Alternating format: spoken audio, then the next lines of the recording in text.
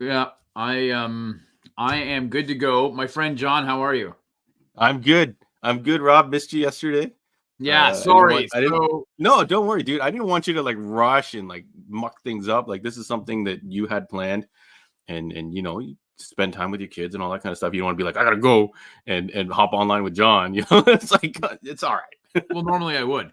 Yeah. But I had tickets to the Toronto Marlies game. So my son and I went down with a buddy and my son's friend, so his dad. So the four of us went down. We took the GO train down. But like, so I'm in like Durham. That's like on the other side of the city. I have to go all the way down to Exhibition Stadium. Like, it's an hour long train ride to get down there. And then I thought, oh, if we make the 7:02 train, I get back into Ajax at like 8:02. I can get home by like 8:20. I'm good, right? You could handle the beginning part. And then they went into overtime. That's why I don't want to put pressure on you. Like it's never a fun feeling. Like if it's something like down to the wire of like you got to be at a place or whatever, and you're trying to like have a fun time. You don't want to. I don't want you like looking over your shoulder thinking, oh, 8 o'clock's coming around the corner. We gotta hurry up. Well, here's the best part though, right? So Yeah, then what's up? I get home and I say to my wife, okay, I gotta take a piss and then I gotta go downstairs because I gotta log in. It's like 9 o'clock and I'm sure John's freaking out. And she's like, oh no, John canceled it. I'm like, what? She goes, yeah, he posted on Facebook that it was postponed for tonight. And I was like, they can't even tell me. I did. You're like, maybe I should postpone or I'll find somebody else. KK, let me figure it out. That was your text. And then I proceeded to cancel it on all social media platforms. I was downtown at a hockey game. So I'm really glad my wife saved me from logging, going, where is everybody? That would have been funny. I should have left it up there for you to log in at 9 o'clock and just be like, yo, where is everybody? I would have done it myself. That's fine. Yep. Shout outs to Mike. Yeah, wives are always in the they're always like, why are you going to blah blah blah? It's not for another half hour. And I'm like, oh crap, you're right. Damn it. So welcome to the Sidekick Show. The handsome gentleman to my my right is Mr. John Ho. And I am the dapper one, Mr. Rob Gadet. Normally we are on Sunday nights at 8 o'clock live, YouTube, Facebook, and Twitch. But obviously, as I just recapped, I was unable to get home in time from a hockey game. So, such as like, of course, the irony being, I'm not a really big hockey fan, John. But you do what you got to do for your kids. We have a lot to discuss today. We've got some news. We have some stuff in the store. We're also talking about favorite heist movies, and that ties into the movie of the month, which was Now You See Me. So hopefully everybody got a chance to check it out. If not, it is on Netflix. But before we get into that, my friend John, what's your past week been like? Obviously, Black Friday. Today is Cyber Monday, so we had Black Friday last week. But did you watch anything, get up to anything, or just been busy with the store? What's new? Pretty much just busy with the store. I managed to sneak in the movie that we're going about to talk about. I watched the first bit of the Milli Vanilli documentary that you recommended. Yeah. Because I managed to. I was holding out. Remember, Rob? I said I was holding out for that discount on Paramount Plus, and they did it, but not for the whole year. They did half price for 3 months. So you guys, if you were interested in Paramount Plus, Stars, MGM, all these different things, as extensions to your Amazon, you can get them for pretty much half price for the next 3 months, which is not bad. It like that gives me viewing for the entire holiday season, which is pretty awesome. But the Milli Vanilli documentary, it starts off as quite a downer, doesn't it, Rob? Like, yes, it is. It's really kind of like sad to hear the story of what happened, especially one of the, I don't remember which guy it was. Unfortunately, I didn't get that deep into it, but one of them passed away, and it's the other guy kind of like talking about like what it was like, them together, them kind of going against everybody, and then all the stuff happening to them after, which is crushing. For something that Rob, I don't know if you were there at the time, like the girl, it's true, the record starts skipping. Oh yeah, man, they got exploded. But the general norm, and even it happened to what's that other girl, Ashley Simpson or whatever. She was on Saturday Night Live, and the backing track kept looping. Like, it's something that I feel like almost everybody in the music industry does. Well, if you watch like Super Bowl performances or some concerts or whatever, like or even Grammy performances, a lot of artists lip sync. Yeah, they do. And like you can tell stuff going on.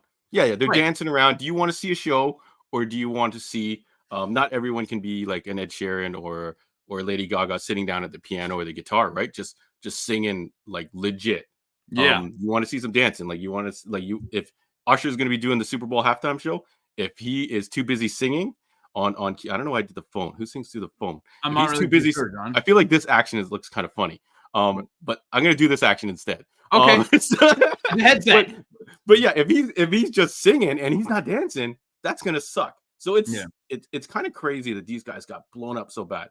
Now, the fact that someone else was singing their stuff is where you go into the problem where, you guys are in trouble. Yeah. So getting caught for lip syncing, but having someone else sing your music, and I don't know if you're heavily into the R&B of the 2000s and late 90s. I think J-Lo is under a lot of that controversy. A lot of her songs that you hear her singing is actually other singers like Ashanti and stuff like that. So there's like a whole thing. So Rob, what do you think? Should they have gotten blown up so bad?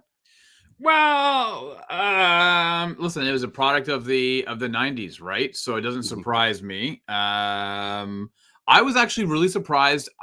So that stupid song, Rasputin song. I mean, I've gone to weddings, people have played it. I've heard. I had no idea that the singer of that song, it was the lead singer of Boney M, or Bonnie M, I guess they refer to it as, is not him. It's the same guy who produced Milli Vanilli, produced Boney M, and it's also fake. Like, it's not.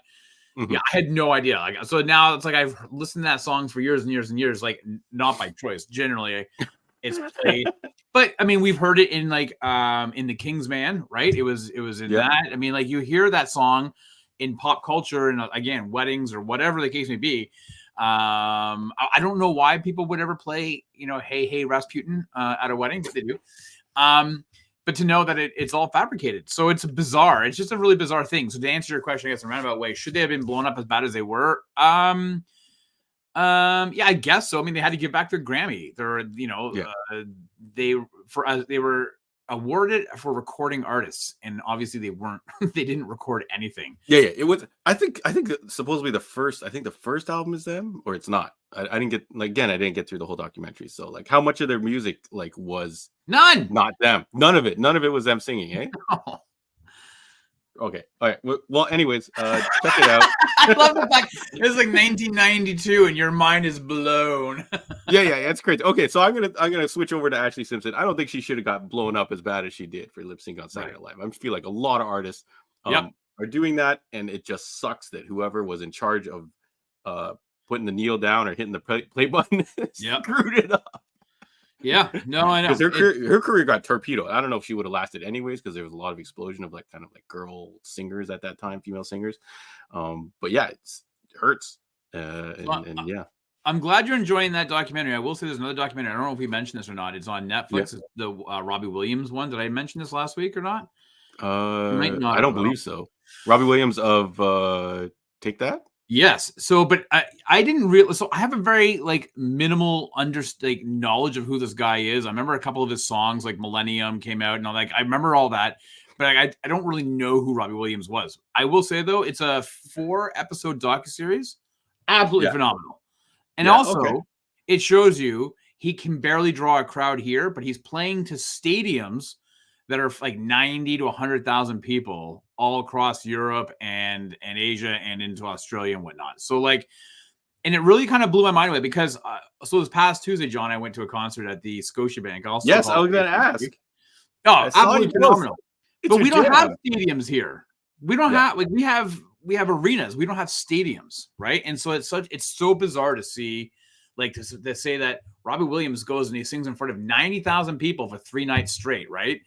And you're like, holy crap, close to 350,000 people over 3 nights, and he can barely draw anything here. Meanwhile, I go to see a show and there's 14,000 people, and you think that's huge, or maybe 7,000 people, but in comparison to how it is in Europe, not even close. Anyways, I would highly recommend watching the Robbie Williams documentary on Netflix. I think people really enjoy it, and you'll actually feel listen, the guy's got an ego. I think you have to when you're in that business, fueled by a lot of people telling you you're the best.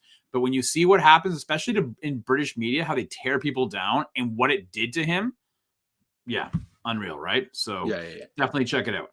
Yeah, live music is the best, right, Rob? Let's quick tangent. Live music, you can listen to all the albums at home, or in your car, whatever you want to do, right? But seeing your favorite band, I want to say almost any band, I remember before you were like, when Tool's coming to town, I'm gonna buy a ticket for you, John. So I was a little upset when I saw you post, hey, I'm at the Tool concert, and I checked my email and I did not see a ticket. You know what? You're right. I actually forgot about that. I should bring up the video now. Here's Rob saying, hey, when Tool comes to town, John, we're going. All right. Next time they come to town, I'll take you. I was going to bring, so my brother-in-law was supposed to come with me and another buddy. My brother-in-law couldn't come. He's out of town for work.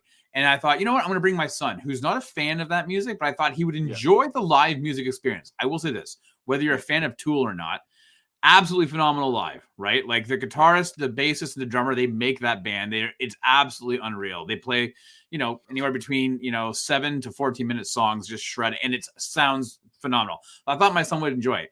So I was telling my wife, I'm like, oh, I think I'll take, my son. And I said, but my buddy Dave said he might buy a ticket. She goes, well, how much was the ticket? I said, $240. She goes, you're going to sell that. You're going to sell it now. You're not going to eat $240. So at any rate, the concert was phenomenal. John, I'm sorry I forgot to buy a ticket for you.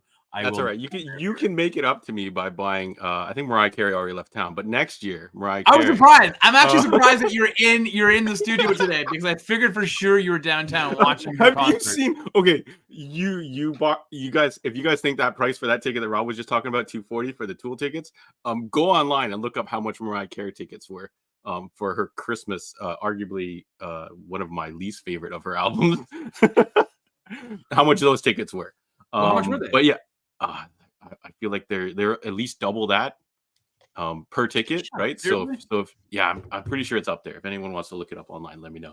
But it's pretty crazy. It was enough, so much so that I've never seen her in concert. She's one of my favorite artists. And I looked at it and I was like, no, not gonna do it. Right. Maybe I'll call in those radio shows here. Now I'm using the phone thing. I'm gonna call in those radio contests and try to win those tickets, because I heard it on the radio one time and it was like they play a Mariah Carey song and they go finish the lyric. Yeah, and I'm like, yo, I can win that one. Anyways, live music is fantastic. Go see your favorite band or see a band or go to places playing live music. It's always been my dream to have live music at the store. Maybe it's going to happen one day.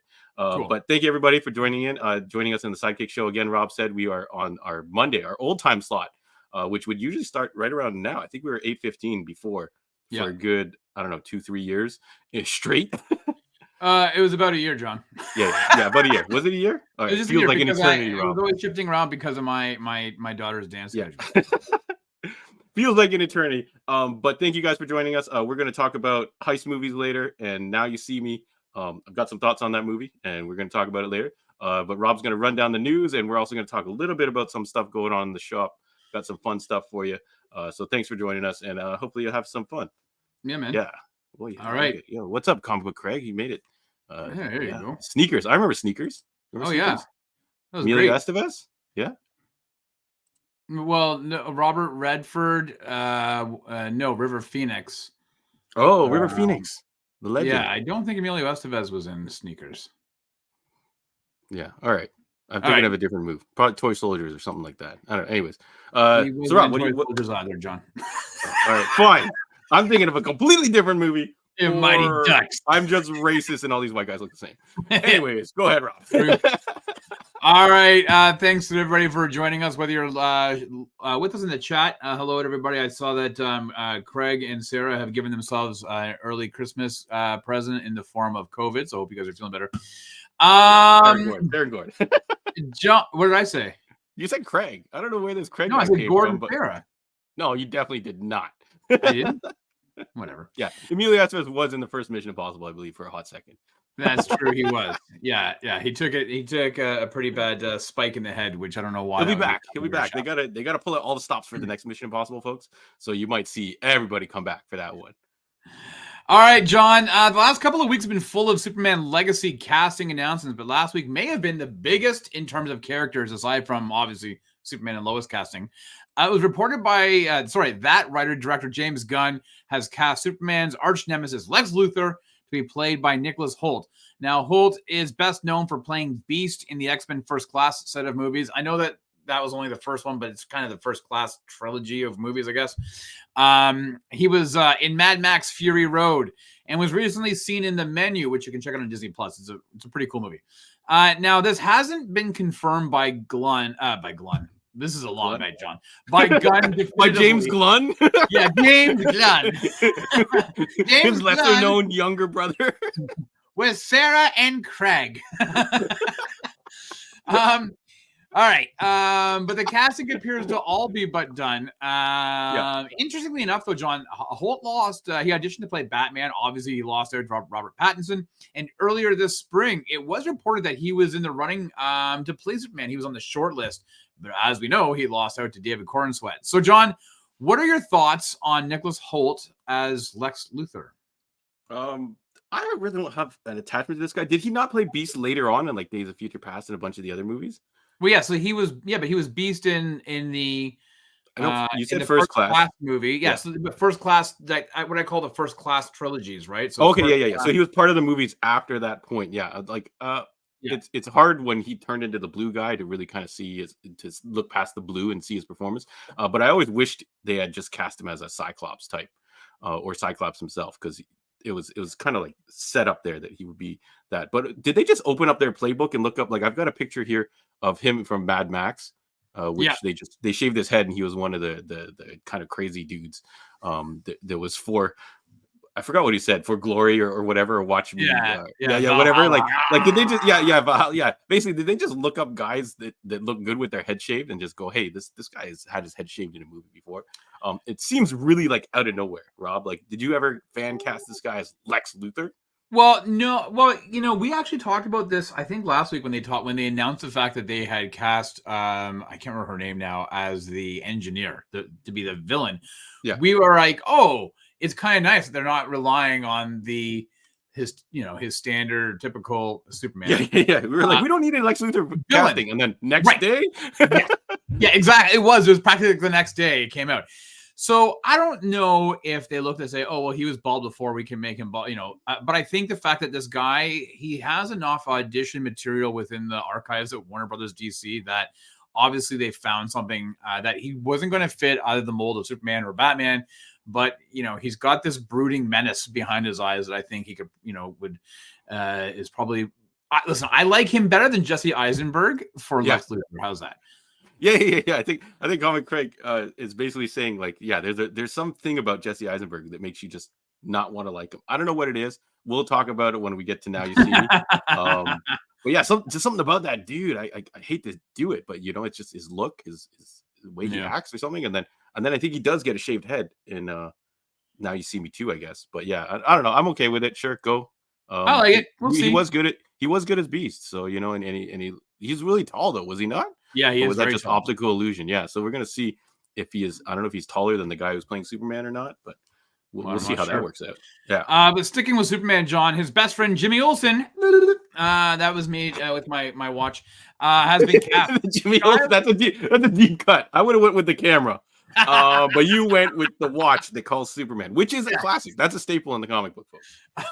Skylar Gisondo, who has been one of those, hey, I know that guy, in recent movies and TV shows, has landed the role of Jimmy Olsen.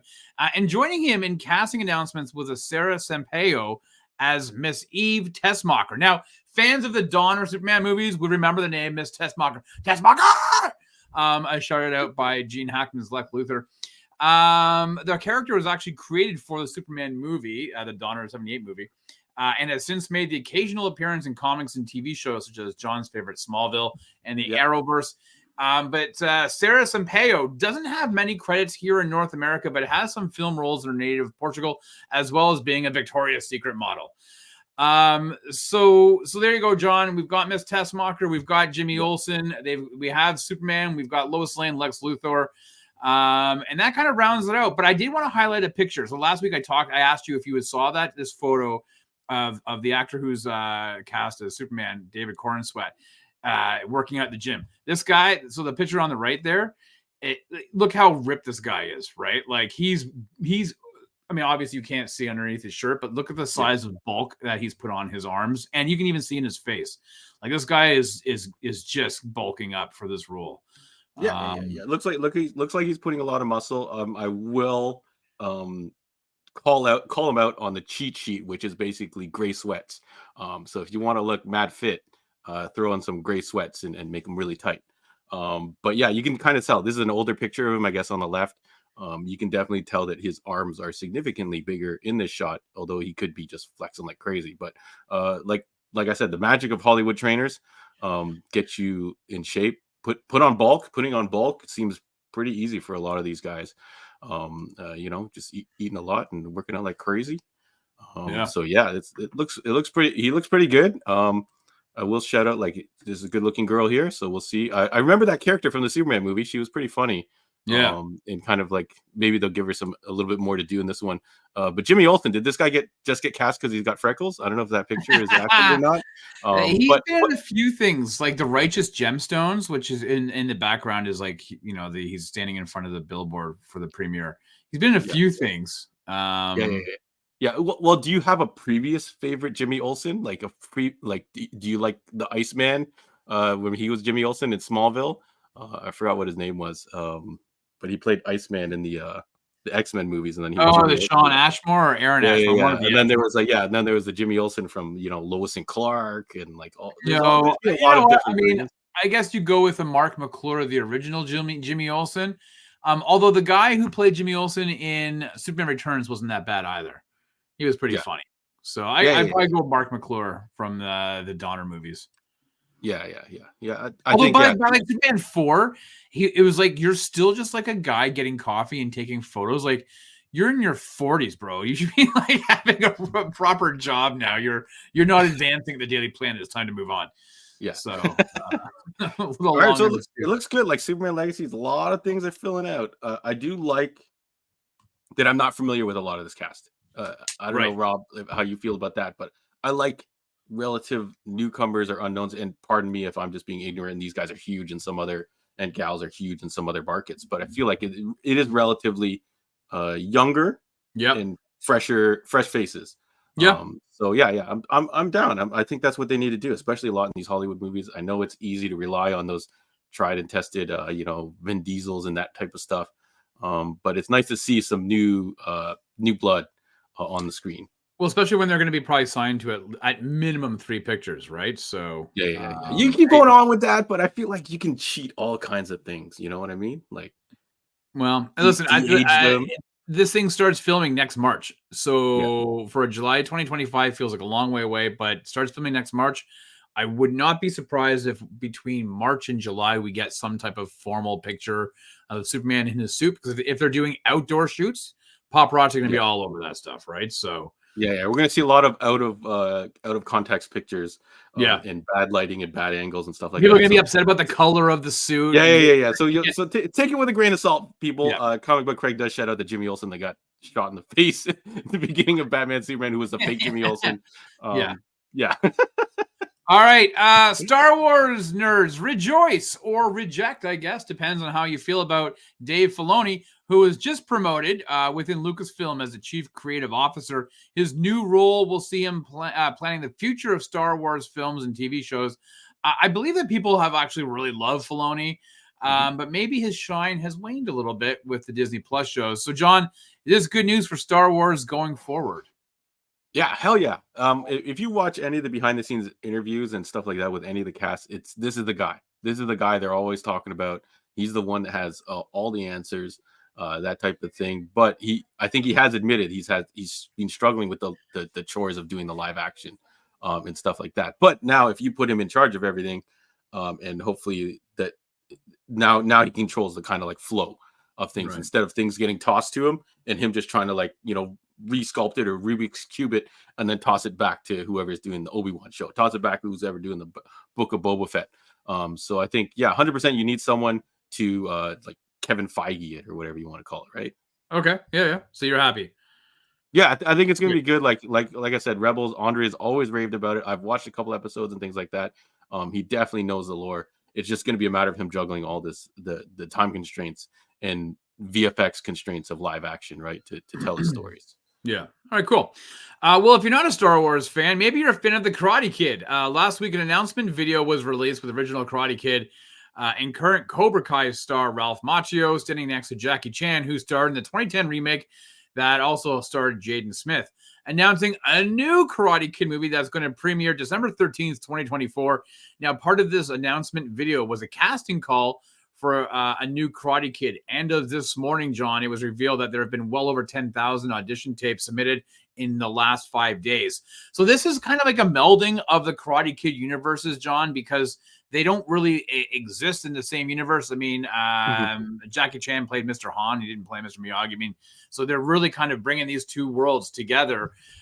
Is this exciting for you as a Karate Kid Cobra Kai fan, or do you feel like this is like a weird money grab playing on our emotions?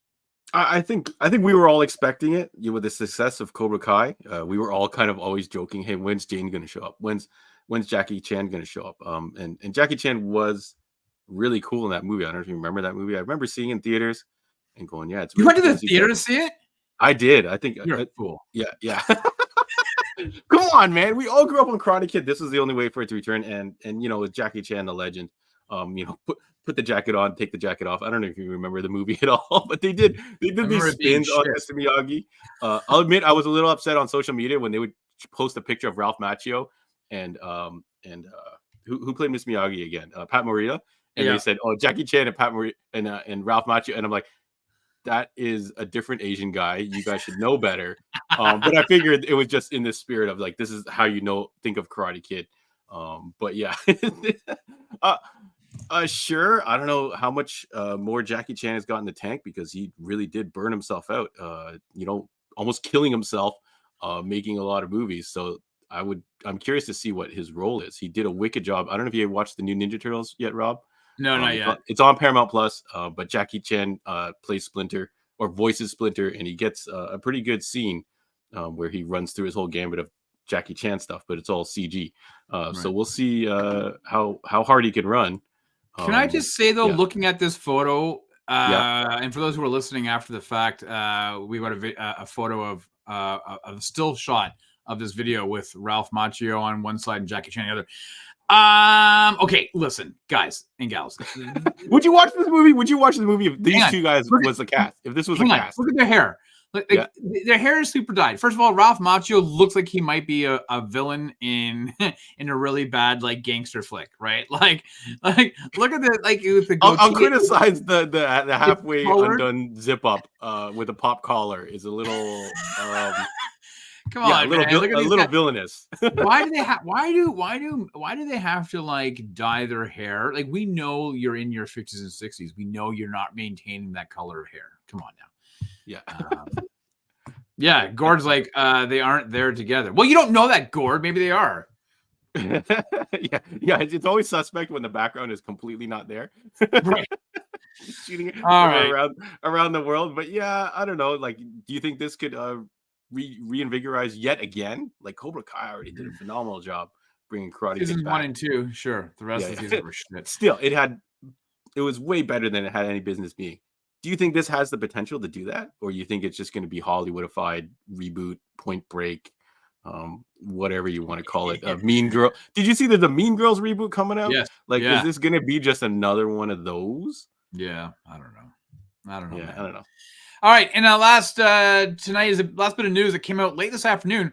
Now we've been discussing here on the show the creative changes within Marvel's Avengers Kang Dynasty the last few weeks. And today we saw that a new writer has been tapped to come aboard the project. Michael Waldron is now going to be writing the script for the Kang Dynasty. And if it feels like a weird sense of deja vu for you, it's probably because Waldron has also been tapped to write the Avengers Secret War movie that comes after Kang Dynasty. And we talked about that some months ago. So now he's obviously going to be doing both Avengers 2, 3, 4. Is this 5 and 6, right? Now, Waldron is a showrunner of Loki season 1 and had contributed to Doctor Strange Multiverse of Madness. As of now, that makes you go, what about Loki season 1? The disaster that the last half of that thing is. Yeah. Well, as of now, the project is still being referred to as the Kang Dynasty, but one can't help but wonder, John, if a new writer brings with it a new creative direction, and maybe we're going to find out more in 2024, say around Comic-Con, John, that is no longer going to be called the Kang Dynasty. We know it's going to be called Avengers Secret Wars number 7 or number 6, but what's number 5 going to be? So we'll find out. He's writing both movies. Hey, it worked for Marcus and McFeely, whatever they were called, right? Who did the last couple Avengers movies. So we'll see how it goes with Waldron. But John, what are your thoughts on this? Any surprise? Don't care. Much like Craig in the comments, or I don't know, reverse Gordon. I don't know what we want to call him now. But I never like the idea of like someone else coming in and kind of like trying to just refigure things out with the same concept. Like we all heard that the Daredevil Reborn has gotten scrapped and they're going to start again from the drawing board. I feel like when you've got money behind things like this and you've got as much money as Marvel and Disney and all that kind of stuff, you should probably move on to something new. And stop trying to bring this thing back up, bring it back up to the front layer. It got pushed back so far, Rob. We were like, yeah, it's done. Basically, I think you reported the other weekend. We were like, oh, Kang Dynasty is done. Marvel's washing their hands of it. They've already tried to kind of taper it down in Loki season 2, all that kind of stuff. And then now this guy's going to rework it, but it could be loosely. He could be taking one element from it and dropping it into his new stuff. So I don't know. I feel like you just shouldn't start throwing other people in to fix or continue someone else's vision. It never seems to work. Well, I'm not saying it's never worked, but it never seems to work. Well, it's not unheard of though for a writer to write up a movie or a treatment. They submit it, they get paid for it, and then the studio's like, oh, we're gonna bring somebody else in to take what you've written and make it brand new based off your ideas. Like that happens all the time. That doesn't surprise me. It also doesn't surprise me that they're still referring to this as the Kang Dynasty, because to refer to anything else really then shows like you can't, like, if you put yourself in Marvel's shoes, you can't say, oh, we're calling it Avengers 5. We can say, oh, I guess Kang Dynasty is over. They haven't made any announcements. And you can't all of a sudden say, oh, he's now writing Avengers 5. Here comes Doom, because people are like, oh my God, you make like, so they're just going to keep referring to it as a Kang Dynasty for the time being. So I don't begrudge them for that. I think we will get an announcement of what the new title will be. They change titles all the time, right? Yeah. Don't forget, you think they've just left the title in there as a placeholder for now? Yeah, for now, and they'll announce what they're going to be doing. I think Kang as the character, as the big bad, has not worked, and I think from now it will. They're moving on. So this guy's obviously writing something that's supposed to now join in synchronicity with the next movie that he was writing, Secret Wars. So it will probably be Doom. We'll probably see Doom fit into something to get them to War World, right? For Secret. I think you're right, because Quantumania dropped before even Jonathan Majors' controversy or recent allegations happened, right? And people still trash the movie. Despite I feel like his performance was actually very good in it, but they didn't care for this character. It seems. Yeah. So but you know what? All right, move it along. So all right, yeah. Well, that's all I got for the news, John. That's it. Yeah. All right. Cool. Thank you, Mr. Rob. Thank you for pulling all that news. It's a lot of work. I was thinking of doing it. Yeah, I was thinking of doing it yesterday, but glad I didn't. That's why you canceled the show yesterday. I canceled the show. I couldn't put together all that, folks. Like, that's a lot of work for Rob to pull all that up and be able to recap it all coherently. So thank you, everybody. Thanks for the news. Mike says, in the words of a wise man, you can't take Kang seriously. He was taken down by Scott Lang. I think that was either you or I said that last week, John. So we're wise men. Yeah, it's hard. Yeah, it's hard when your main bad guy goes toe to toe with Ant-Man. Arguably, I don't know if you would call him the weakest Avenger, but he toted himself as basically this guy who just tags along. But anyways, that aside, Sarah has COVID because she's actually she's delusional. Feverish. Delusional. If you guys are upset that King is out as the big bad guy, let us know in the comments, and we'll cycle back. But I'm going to go over some quick things at the shop, and then we're going to talk about heist movies and Now You See Me, and all kinds of fun stuff like that. So, of course, it's like the dumbest Avenger. I think he was a scientist, was he not? He Scott Lang? Yeah. No, what? In the movie, he was a burglar. Oh yeah, he was a burglar bro. All right. Anyways, he was a heist planner. We're going to talk about heist. Don't worry. Stay tuned. Okay, quick announcement at the shop. Andre does have his comics, cookies, and conversation happening And hold on, let me move this banner so you can read when it is happening. It is happening November 30th, so this week at 6:30 p.m. And the features the book Superman for All Seasons, which is an all-time classic, a must-read if you just want to read comics. I think I would. It's definitely a number one read for Superman, and it's probably in that top 5, top 10 for just comics of all time. Rob, do you remember Superman for All Seasons? Yeah, I have it. Yeah. Might be behind me. Yeah, I've read it a handful of times. It's also, John, the inspiration that James Gunn plastered all over his walls and posted on social media this week as well. The pages from this are the inspiration, the tone of this are the inspiration, part of the inspiration. A really nice dive into Superman, his origin, him growing up in Smallville. And I've said it several times, inspiration for the TV show Smallville, and many things that came from the Superman mythos later on. So 100% you should read it. It is available in a regular trade paperback. You can get an absolute edition of it, which is a super pimped out edition of it. And if you get a copy from the shop, you will be allowed to join this Comics, Cookies, and Conversation for free. If not, it's $10 at the door, or you can buy an advance ticket on our website. And that's Andre and the gang. They'll be discussing all things Superman for All Seasons, talking about plot lines, talking about the writing, talking about a lot of the imagery from it, like this panel I've got on the screen. Looks incredible. I feel like I haven't read this in a while, so I'm gonna have to dust it off and check it out. So if you guys haven't read Superman for All Seasons, put it on your Christmas list. Buy it for a friend.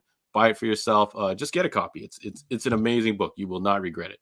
And then let me see what else we got here, Rob. I do want to show off one toy that I came up since we've been talking about RoboCop so much.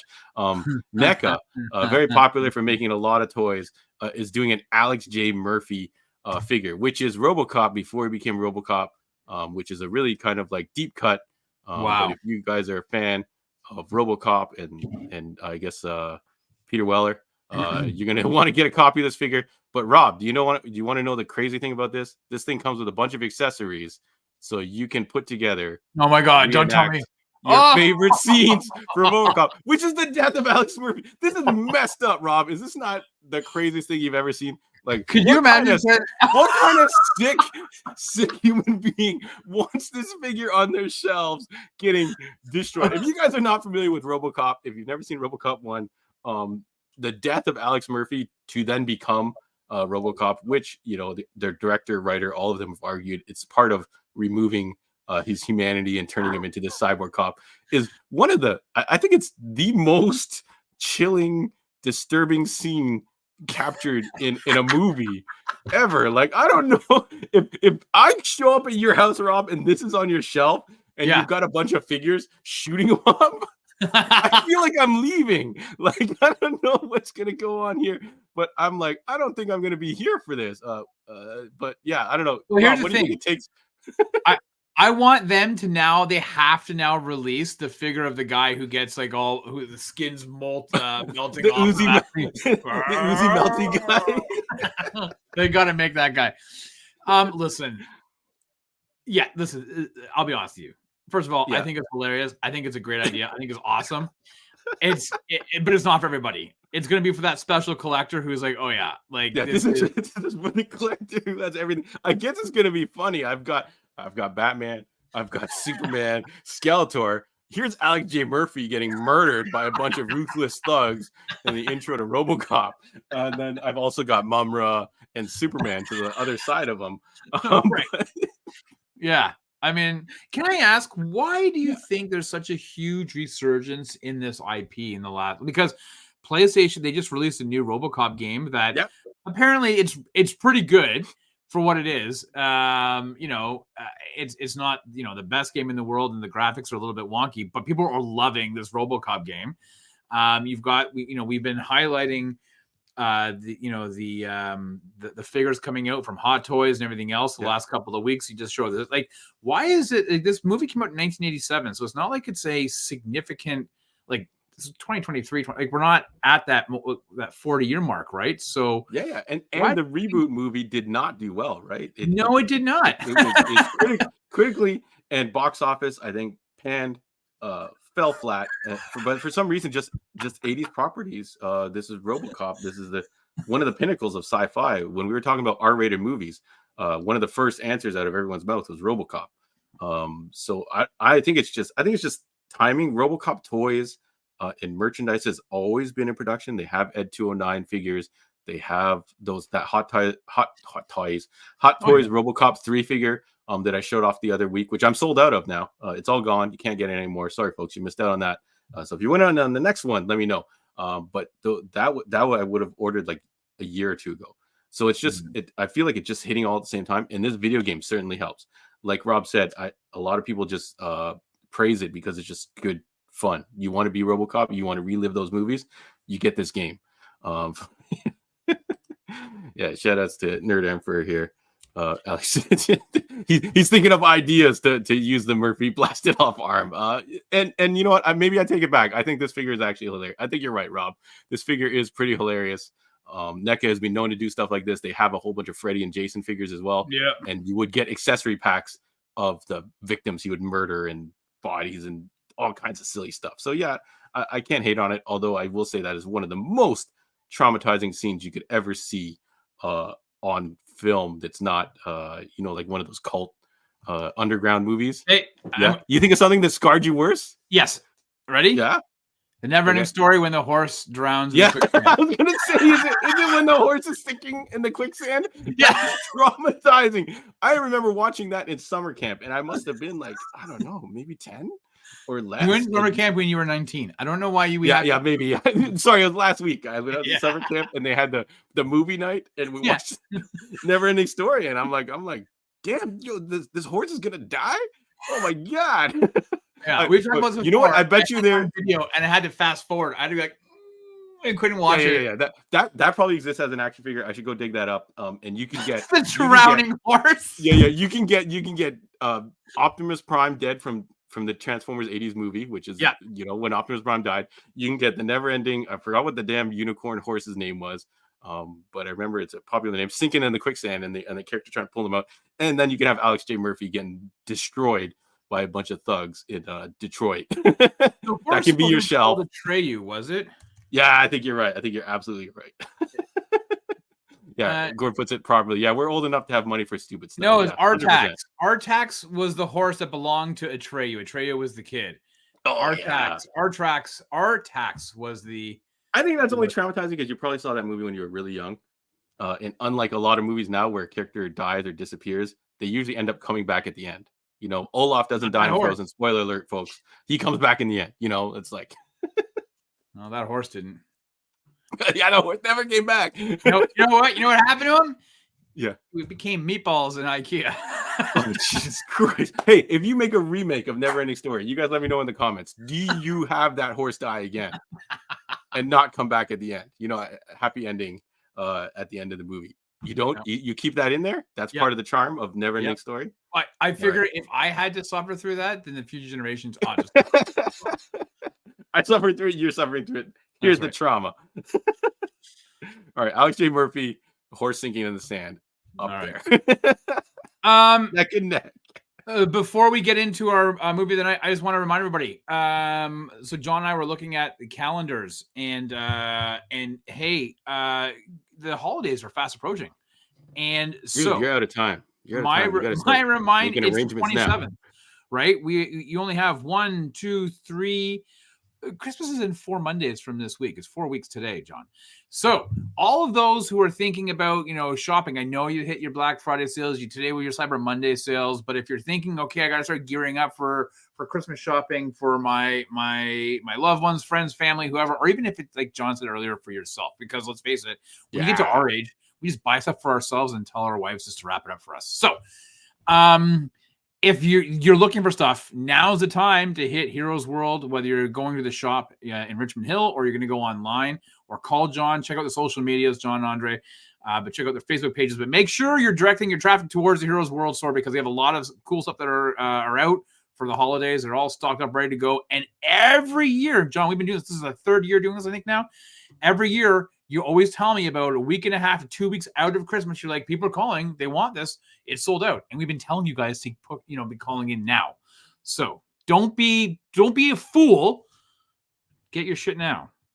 Yeah, especially, and if you're putting together your list for other loved ones, make sure if you got some obscure stuff on there. I've had a plenty of list of really kind of rare, hard to find stuff. You got to give them a heads up and go, hey, if you're gonna look for these on the ASAP.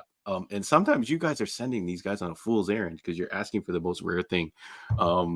And that's hard alone for an expert collector to find, and then you're sending an outsider or a civilian to go find it for you. Give them some time or give them a heads up. All right. Yeah. All right. Let's go. We're done making fun of Reverse Gord and Craig 2.0 and whoever we want to make fun of. Thank you guys for sticking with us. Let's get into the movie, Rob. Are we getting into this movie that Rob picked? I want to just highlight that fact that Rob picked this movie. Let's go. I was like, this fool has never said that before. It's interesting. Obviously, he's dipping his hand. I wanted to watch Total Recall or Winter Soldier, and Rob picked this movie. Go ahead. We've watched Winter Soldier so many times, man. You could watch it again. It's a Christmas movie. No, it's got winter in the title. Definitely not. All right. It's got winter in the title. Now You See Me, labeled as an American heist movie mixed with magic, John. Now You See Me was released May 31st, 2013.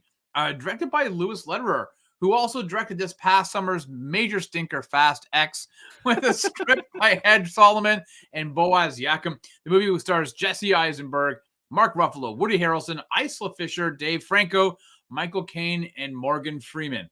With a budget of about $75 million, the movie brought in $351 million at the box office. Now, when it was released, the movie received mixed reviews from critics and currently sits at only 51% rotten on Rotten Tomatoes, but an audience score, John, of 70. And while critics panned the twist ending as being highly illogical, the movie box office draw did help greenlight a sequel that came out in 2016. And just a few weeks ago, a third movie was confirmed by star Jesse Eisenberg, who said filming should be starting sometime next year. So, John, here we are. That was a quick rundown. Were you a fan of this film, or were you hopeful to be one of the four horsemen, or are you more likely a donkey of one? Speaking of donkeys, I had thought I saw this, and for some reason I thought I clearly remembered it. And after I watched it, I popped on the trailer, and I was like, I remember what I remember now. I saw this trailer in theaters, and I distinctly remember turning to the people sitting next to me and going, "That looks like a piece of shit, and I'm never gonna watch that." And here we are, watching Now You See Me, and I wish I didn't see you. And I thought this was a prank from Rob to get me to watch this movie and then bail on the show. That's why I wanted to make sure we rescheduled, because I didn't want me watching this movie for nothing to happen. But that would have been one hell of a bit. And then Rob's like, "Yeah, no, I can't make it." And he's just like, I got you to watch this movie, because this movie, folks. I think Lewis says I forgot to watch the movie and I'll watch it. Please don't. This movie is trash, Rob. But he said before. He said I said it before he quite liked it. He might, maybe his memory is not quite what it used to be. But this movie is trash. It's kind of out of control. Okay. It's a good movie to put on the background and not pay attention to, and then just be like excited to see these absolutely incorrect on screen. How you can't not pay attention, John, because you won't know what tricks are being done. The tricks are irrelevant. Rob, if I gave you a choice and said, "Hey, we're gonna go see David Copperfield live show on TV, or on in person," or I'm gonna say, "Hey, we're gonna watch a video produced by DreamWorks of David Copperfield's most famous magic trick where he makes the Statue of Liberty disappear." Okay. What are you gonna do? You're gonna want to see it live. You're not gonna want to watch a special effects recreation of magic that is basically just fancy editing in CGI. So I don't know. Wait a minute. Sorry, are you saying then that you're saying that you didn't like this movie because you would prefer to see magic shows live, and the fact that you're having to watch the movie is bad, so much so, guys, when you get to the plot twist, I don't know if we want to spoil it just yet, in case you for some bonkers reason want to watch this in your life. When you see the twist and you find out who's behind it or who done it, who's the fifth horseman, you're just left going, really, and then they proceed to put together the shoddy montage of this guy like in the background. It's like, "Oh yeah, I've been behind this the whole time. You should have figured this out." There's no way to figure this movie out because it comes so out of left field. I don't know how to use this baseball analogy. I started it, but I can't. I'm not going to be able to finish it. But it comes out of nowhere. There's no reason that this guy should be behind it all. but I don't know. And then you combine the element of trying to reproduce magic, street level magic, and other things like that on screen where you don't have to explain it. This is similar to, remember when we watched that safe cracking movie that was like a prelude to RB of the Dead or whatever? Yeah. And the guy would be like, "I'm gonna crack this safe," and you just go boop, boop, boop, boop, boop. Army The of safe's Thieves. cracked. Yeah. And all of a sudden the safe's cracked. You don't get to see anything behind it. You don't get to learn about the tumblers. You don't get to learn about, like how lockpick works or anything like that. He just all of a sudden he's good. He's good at unlocking safes. That's it. But yeah. The movie is ridiculous. How does the plot twist of Mark Ruffalo actually being behind all this? So way to go on the spoilers. I guess you worked I'm gonna so spoil hard this movie because I want to do you this service of not having to watch this. Okay, Rob, let's hear about you chose this movie. Obviously, you liked it for some reason. Ever made. No. I would watch any of. I proposed a whole bunch of heist movies. I would have watched any of those other heist movies. I would have watched Superman 4 before I watched this ever again. Superman with Nuclear Man? Yeah, with Nuclear Man and Richard Pryor. No, that was Superman 3, you dumbass. Is it Superman 3? Oh man, yes. Superman 3 is great. Even better. We don't have to deal with Nuclear Man. We go straight to Richard Pryor, which is the whole like rounding up a penny, whatever he steals that penny. That is a more spectacular, explainable heist than this. Rob, okay. Come on, man. You got to give me at least something. Okay. Is this movie perfect? No. But it's fun. This is the thing about this movie. This movie is fun. I do agree that here's what irritates me a little bit about this movie is that when they're doing the magic, you can tell they're using CGI. Like when Isla Fisher is throwing like a handkerchief and all of a sudden it turns into like 3 black capes floating all over the place. Like that type of stuff that kind of irritates me. Like if you're going to do the magic and try to make it as real as possible, then make it as real as possible, the magic, right? As opposed to having to rely on CGI. So I will concede that part irritates me. But what about her getting out of the piranha tank? It's not explained. Nothing is explained in this movie.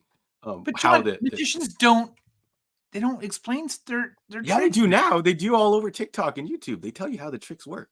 That's not how real magicians. They don't abide by the code. Okay. So, I think the premise is pretty sound, right? Like if you think about it, it's a heist movie involving magicians, like magic, sleight of hand, misdirection. Mm-hmm. Like I think it's a pretty wicked premise. And so I think, could this movie have been better? Yeah, sure, of course. It could have been an hour long. As much trash as you're saying? Not even close. It could have been an hour, dude. An hour. That's not a movie, John. It's an after-school special. They needed you don't really learn anything about any of the characters. It's probably the worst version of Michael Caine I've ever seen. Like even his accent couldn't save this character that he was playing. Like it was just bad. Okay. And it's just bad. Like and Jesse Eisenberg. You didn't find anything about this movie to be fun. It starts off semi-interesting. And then just I don't know, the whole heist thing, the whole Mark Ruffalo chasing them around. Right. The funnest scene is Mark Ruffalo chasing Franco, the younger Franco. Yeah. Which is the most physical of all the scenes. That makes sense. That if you're going to use CGI, you're going to use CGI to flip a car over, and have him throw exploding cards at a guy. But all the other scenes of them dropping the guy in the. He wasn't Gambit. He was throwing. He was chucking cards. There's one point where he looks at grabbed all that thing of fake cash. It was the paper that he was throwing, and then he had the cards. And he was whipping them so fast he was giving him paper cuts. Did you watch this movie, John? Yeah, I did. I tried to not watch it. I would have at halfway. I would have. No, I think the problem is when you turn, and it's revealed that this is the guy behind it all. It just doesn't make sense. The whole movie falls apart at that point. It didn't give you. So you were waiting. You thought the reveal was going to be Sixth Sense like, where you're like, holy shit, I did not see that coming. I thought it was going to make more sense. I definitely didn't see it coming because they didn't do the groundwork. It didn't make sense that how on earth would he be behind this, and why would he play along to all this kind of stuff and things like that. Like the most interesting character I found was his French partner. I thought she was one of the coolest characters. It made no sense But that she starts kissing him after he yelled at her, but it's always an unearned finale kiss is never fun. Right. I remember they were going to put it at the end of Kiss of the Dragon, Aaliyah and Jet Li, and I'm glad they took it out. Sometimes those things you don't need a kiss at the end of stuff. Sometimes, you know. Right. So you're not going to watch Now You See Me Too? Hell no. Daniel Radcliffe's in it. I think Jay Chow's in it as well. Yes, he is. You know, very big fan of his music, but not a fan of his acting debuts. Initial D comes to mind.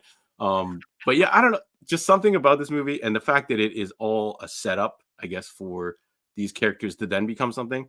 I've heard the second movie is not as good. I think you said it was not as good. I would have liked to see a little bit more of the characters kind of explored. You don't really care. I didn't really care for any of these characters, to be honest. So who's your favorite of the four horsemen? Who was your favorite? The one that I would least like to see, it was probably the Dave Franco guy, because he got to do the most physicality. And he looked really good doing it. I don't know if he's ever had an action kind of run before, but he looked good doing that. Doing those. Well, yeah, his close combat stuff with the handcuffs and everything else was pretty cool. Yeah. Yeah. Sarah says the second one is not as good. All right. That's a lot. If it's not as good as this, that's pretty bad. So, all right. So your favorite horseman is Dave Franco. I probably concur, although I'm a big Woody Harrelson fan. I think he's been yeah. Like who do you like? Like the cast is good. Like I expected a lot more from this cast. I was expecting an Ocean's 11 type experience. Yeah, but it definitely was not that. No. Yeah.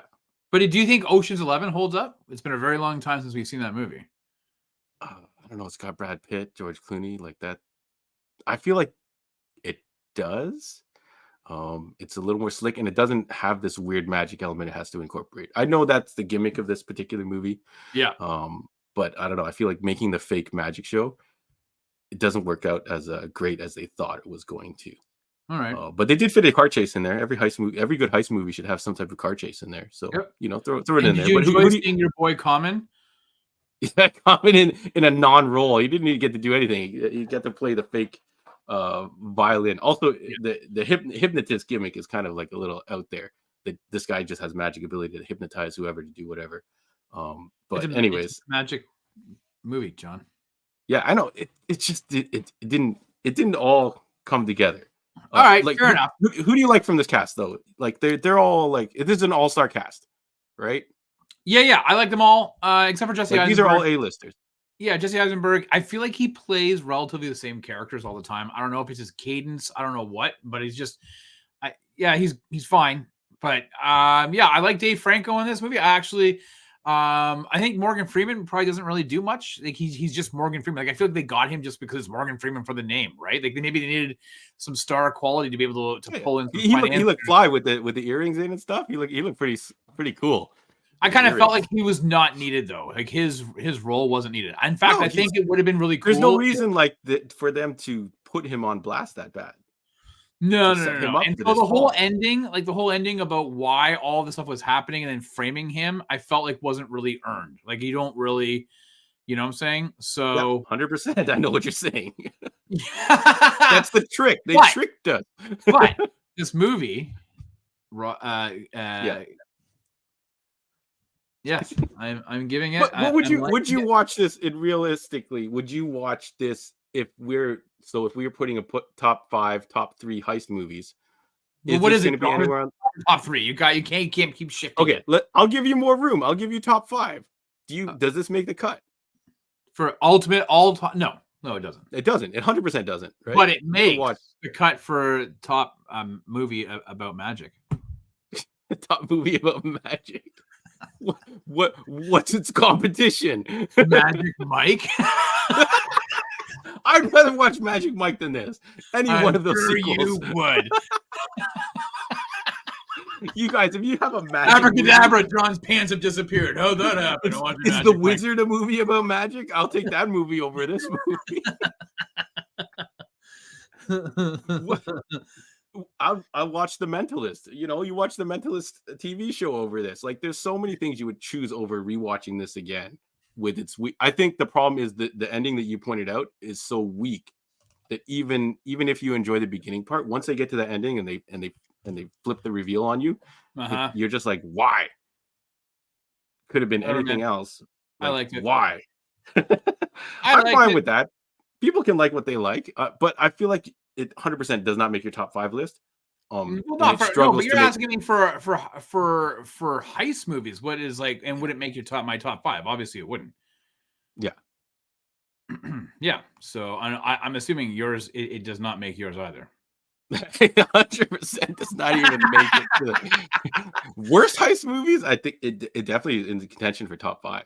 All right, But so then let's talk about heist movies. Like, if you think there's quite a bit of them, and I saw that on social media, you posted a lot of yeah. pictures of that.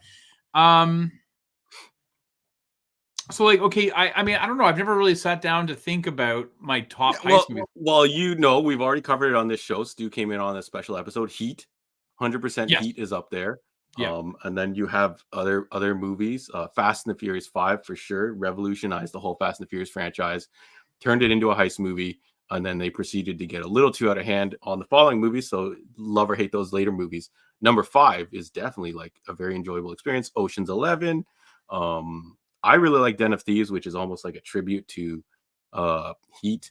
But so many other options for a great heist movie that I would choose over this. I don't want to poop on this movie anymore, but yeah, I don't know. I'm trying to think what would categorize for me as a like I was just looking up heist movies, and there's a couple. Yep. I mean, I thought about The Town. I thought The Town was a good heist movie. Town. Yeah, with and so I thought about that one before, and I looked it up, and I was like, two of my of like that are in like my top movies. Like if I would say my top 50-ish movies, one is The Usual Suspects, and the another one is Reservoir Dogs. And they say that they're listed as heist movies, and I never really considered that. I guess Reservoir Dogs is a heist movie, but to me, I don't look at it as being a heist movie. It's more of a character study, right?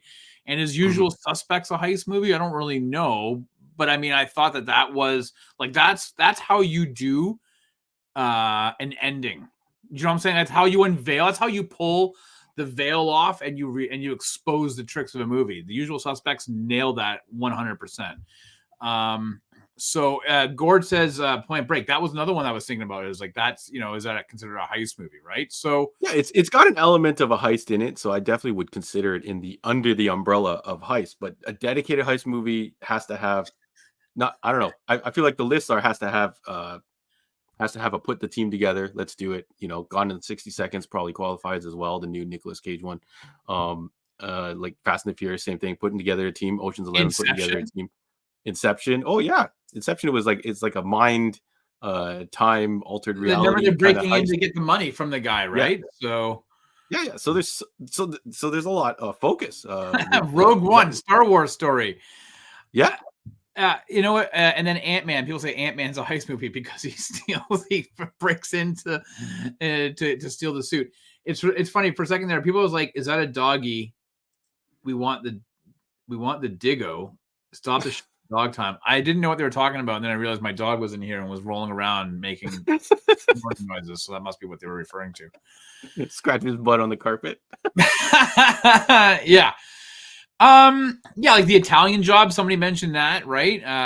Thomas Crown, I know somebody mentioned. And if you think about it, John, a lot of the Mission Impossible movies are heist movies. Yeah, they're technically Tom Cruise or whoever, aka Tom Cruise, puts together a team to accomplish a mission, which is essentially some elaborate heist, which involves face masks, holding your breath underwater, parachuting out of a plane, all kinds of crazy nonsense. Right? Yeah. So there's a lot of things to go with. I guess I've always viewed heist movies to be like bank robbery movies, or like if you're stealing like from like Ocean's 11, right? Like you're stealing money from a casino, right? And so for me, I'm thinking when I think of heist movies, I'm thinking the entire the build up, the planning, and then the execution of that robbery is how I look at heist movies. So that's why I think the end game has to be the heist, right? So like in end game, I never really considered Reservoir Dogs a heist movie because So some movies have the heist as part of an element to get to another part of the story. We need to heist this thing to solve this other thing. So when the whole movie revolves around this big job, that's when you call it a heist movie. We watched Wrath of Man earlier this year. Rob's seen it multiple times. I don't think I'm ever going to watch it again. But it was enjoyable overall. Snatch? Would you consider Snatch a heist movie? It depends what version of Snatch we're talking about, John. The movie. Get out of here. Oh, the one with Brad Pitt. Sorry, I thought you meant. I don't want to know what you're talking about. But like Baby Driver, is that like? I mean, Yeah. I guess that could be a heist movie. It's like, and even Drive, right? Drive is considered, I guess, a heist movie. Yeah, it has a heist in it. Like a heist is part, like the heist, the heist that they signed the guy up for, his character, is an element of the movie, but overall the movie is about the driver, right? Same with Baby Driver. There's a bunch of different heists in the movie, but overall the movie is about that guy, that character's Do journey. you think we're now setting ourselves up to have issues because we keep saying the word heist so much? No, I think we can say heist a bunch more times. You think so? Is your What's the favorite heistiest of all heist movies? Is your favorite recording artist Feist? Feist. Oh, she had some great songs. He was on Sesame Street one time. But anyways, is Focus a heist movie? That's Will Smith, Margot Robbie? Or am I thinking wrong movie? Which one? Focus? Focus, yeah. With Margot Robbie? I don't know. Is it? I don't know. I don't remember that movie. Yeah. Sammy mentions the actual movie called The Heist. I feel like that's too easy. That's too easy. The Game. I feel like I watched The Game is with Michael Douglas, right? Back in the day. Yeah, but that wasn't a heist movie, though. That was like a deception movie. Yeah. But anyways, what do you think your favorite heist movie is then? If we can't narrow it down to your top 5, which Now You See Me doesn't make. So look at this. So Sammy, 2001 Gene Hackman, Danny DeVito movie called Heist. Yeah. I remember seeing it. When you look at heist movies, it comes up because it's got it right in the title. David Mamet. Yeah. But I feel like it's not really on anyone's list. But yeah, the Game could. I remember it being a big deal, that movie. Didn't we just watch it a while ago? Like, didn't we watch it like within like the last year and a half or something? Because I just watched it like a year and a half or 2 years ago. I think you might have rewatched it. I didn't. But yeah, shout out your favorites. Let us know your favorites, folks. Sarah says Ocean's 11. Yeah, very, very defining of the genre. I'm probably going to choose Fast 5 because of the cars, Paul Walker, Tyrese. It's got all the players that you would expect. Yeah. He means getting away with the money. So does that qualify as a heist movie? Is that you've gotten away with it? So like, yeah. Like a failed heist? Like Heat, do they get away with it in Heat? I feel like everybody dies. Yeah, they all die. Everybody dies, right? Yeah. So it's a failed heist. Yeah. A failed heist, but the heist is there. The Great Train Robbery would be a good heist movie, I guess. Money Train? Remember Money Train with Woody Harrelson and Wesley Snipes? I try not to. It's an all right movie. Come on. Somebody said like Thomas Crown Affair, but I guess that would count as well, right? And like again, okay, so Point Break, was Point Break a heist movie? Like that's a problem. I don't know. I mean, it has, as you said, John, it has an element of a heist in it, but does it qualify as a heist movie? I'm not sure. I would allow it if someone was picking their favorite movie, because the whole Patrick Swayze's team is a bunch of just heisters. And I will throw out this recommendation again. If you guys haven't watched it, Animal Kingdom, I think it's available on Netflix. But it's basically just about a family of criminals, and they perform heists. Very unfortunate, or not, a poor choice of name. I feel like every time I tell someone to watch Animal Kingdom, they're like, "What? I don't want to watch animals." But it's a really good, really good movie about a career criminals and a family of them. Foolproof. Is that Ryan Reynolds movie? I don't know if it was. All right, so people put in the chat what your favorite heist movie is. I think I'm having a tough time because I kind of want to say between Heat and Usual Suspects, because Usual Suspects is sick, but I feel like Ocean's 11 is like a proper heist movie, because I like the idea of like the gathering the team, the planning. Like they spent most of that movie planning the heist, right? And then pulling it off. So I kind of feel like that almost by its very nature is like up there as being one hell Yeah, of a it created the template. That's the new modern template. Even if other movies did it before, it's the one that you're gonna know. It's the one you use to describe a new movie of that caliber. Now You See Me is described as Ocean's 11 with magicians. Fast and the Furious 5 you could describe as Ocean's 11s with cars. Army of the Dead, Ocean's 11 with army dudes. I don't know. Army of the Dead, Rob, would that make your list? I know you're a big Snyder guy. No, it's Army of Thieves. Is it Army of Thieves or is it Army of the Dead is zombies? Remember, they're trying to get into Vegas and stuff like that. Yeah. There's a heist, is it not? No, but see, like Sammy says, taking Pelham 1, 2, 3. That is, according to Rotten Tomatoes, the #1 heist movie of all time from 1974. Yeah, Denzel Washington. I'll give you that. Denzel Washington. Wait, yeah. No, 1974, man.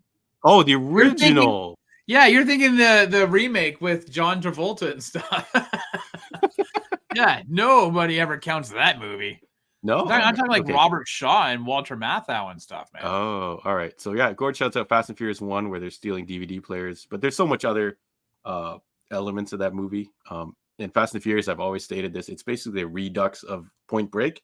And if we're going to allow Point Break into this, yeah, sure, we should allow Fast and Furious 1. Although Fast and the Furious 5 uses the formula that we're all familiar with. Make a team, do the fun stuff, and then reveal at the end how the whole plan came together. See, now and they got it, and they get away with it.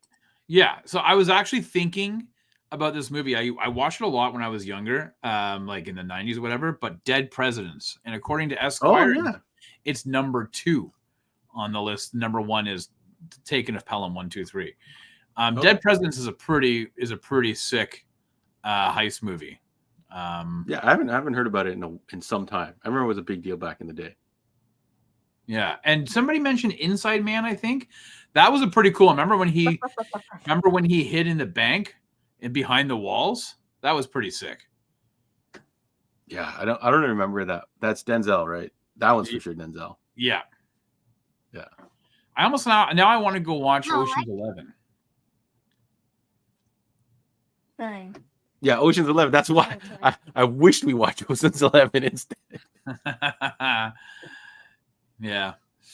Well, we didn't. We watched. Okay, so Now You See Me, John, and I guess now you don't. No, I don't. Yeah, I don't think I'm ever going to watch the second one. You guys have all said the second one is crap. Pretty much unanimously, even if you like this first one for some reason. Although it did look pretty wild. I watched the trailer after it. I was like, oh, this seems like more of those characters kind of getting fleshed out now. But what do you feel about the third one, Rob? Superman 3, though. Superman 3 is a heist. It's not a heist movie. However, as a concept of Gus, whatever his last name was, stealing the money, that was then used and referenced as a focal point in Office Space. So Office Space is also a heist movie. That probably would make your top 5. But the third one, Rob, like, do you know much about the third Now You See Me? Are you going to go see it? Are you excited for it? Do you care that they're making a third one? I don't know if I would see it in theaters. I'd have to see what the trailer is like. It'd probably be a streamer, but yeah, I mean, if I might, if Sammy's like, hey buddy, let's go check it out. Cause I know he's a big fan of these movies. I'd go check it out. Yeah. Like now You See Me. Actually, like if it was a streaming movie, I'd be for sure. Like I'm like, this is pretty good for a streaming movie. But I don't know. Anyways, all right. Bashing this movie aside, but Rob is going to see 3, but he's not super excited for it. He'll catch it on the 45 days later on streaming. I know, but right now, like I'm looking at all these heist movies, like The Town. I'm like, yeah, I want to go watch that again. I really. Yeah, The Town. See, The Town, Rob. I think I've mentioned several times that I've never seen The Town before. All right. Well, we can do The Town another time, John. Yeah, we should do The Town in general, and then do The Town the movie. And then we should also do Winter Soldier and Total Recall. No, we're not doing Winter Soldier again. Oh man, Back to the Future 2. I think I would qualify it as a heist. The whole thing revolves around that sports almanac. Yeah. See, I'm pretty sure this movie is called Army of the Dead. No, and then it's Army of Thieves, man. No, Army of Thieves is the spin-off. That's what I'm talking about. That was one with the vaults and trying to but Army of the Dead is also a heist because they're going to the casino to take the money or something like that, right? Well, yes. I like how you reluctantly just were like, oh, wait a second. I just give up. I give up fighting you. I'm like, it's like my wife. I'm like, yeah, whatever you say is fine. That's fine. Yeah. So yeah, shout outs to Set It Off. I remember Set It Off being a big deal back in the day. Is that with Jada? I don't remember. I think it's Jada. Yeah, and I forgot who else was in it. It was a big deal back in the day, and they were talking about remaking it. I don't know if that ever got off the ground. But yeah, Army of the Dead. Yeah, you're right. Lewis says it's a heist. Yeah, 100% is a heist. They have to get into that casino and get the blah blah from the thing, and they put together their team. Yeah, and all right. They don't quite make it, but anyways. Nope. Not at all. Are you looking forward to seeing any more of that, Rob, or is that done? Is it over? Oh no, I think Zack Snyder is going to be going back to that world. But I mean, listen, I think he's busy with Rebel Moon right now. Like that comes right. Doesn't that come out in December? I feel like people have already seen it, Rob. How have we not seen this already? Because it hasn't come out yet, John. I feel like some people have previewed it. I don't know. We gotta get on that somehow. Rebel Moon. Well, no, because I remember they're having a screening in the next couple of weeks, but then I think it comes out later the month of December. So, but then he's already talking about an unrated director's cut. I don't know, man. This guy's got whatever. Man, I don't know. Some of the director's cuts, especially when it only features like 5 minutes of additional footage, definitely feels like some kind of crazy cash grab. But anyways, folks, that was a heist out of your wallet. Yeah. Heist of your. I don't even know if it's. I don't care about the money. It's the time. It's right. the time they waste by insulting the audience. As long as you get to see Icelandic singers in Rebel Moon, you will be a happy man, John. Smelling Aquaman's sweater. I don't know, dude. I wonder what they're doing now. I wonder if they appear in Iceland at conventions. We're the singers from Justice League Snyder Cut. We'll autograph our CDs for you. But yeah, Rob, if I see that online somewhere, I'm going to get it for you. That'll be a Christmas present, buddy. Great. Thanks. But anyways, thank you everybody for giving us your Monday night. Hopefully you had some laughs. Hopefully I didn't if this was your favorite movie, okay, sure, you liar. But what's up, Izzy? Is this the end of the show? Yes, this is the end of the show, sweetie. Hit it, like, subscribe, and hit the bell. Okay, thanks. Okay. Don't forget the thumbs down. Get the bed. All right. Thanks a lot, guys. Thank you, Rob, for making it and showing up on time and showing up a day late. But we're all cool with it. We'll be back on Sunday, back to 8:00 on Sunday. So we will see you then. If you are listening after the fact, you can always join us Sunday nights live, 8:15 p.m. YouTube, Facebook, and I think we're on Twitch still, right? Or you can listen to us as you're doing maybe right now as you're working out. I don't know why you'd be listening to us working out. I would imagine as somebody who doesn't try not to, I can only listen to music when I'm working out. Listening to us would not be a lot of fun. But on your drive or walking the dog, yes. So you can do that. But thanks so much for everybody for showing up tonight. Thanks, John. It's good seeing you, buddy. Yeah. And we'll chat soon, folks. We're going to iron out the whole schedule for December. So if we don't see you every week, we're definitely going to get a show in before Christmas, right, Rob? And I think you and Stu are cooking up some plans. Yeah. I'll be here. I'm not delinquent. Yes, you are. Get out of town. All right. Anyways, thank you very much, folks. It's always been a pleasure. It's been a blast. Christmas movies, like Winter Soldier. That's my throw into the ring. Winter Soldier, 100%. It's got winter in the title. Anyways, all right. Thank you very much, everybody. Peace out. Thanks, guys.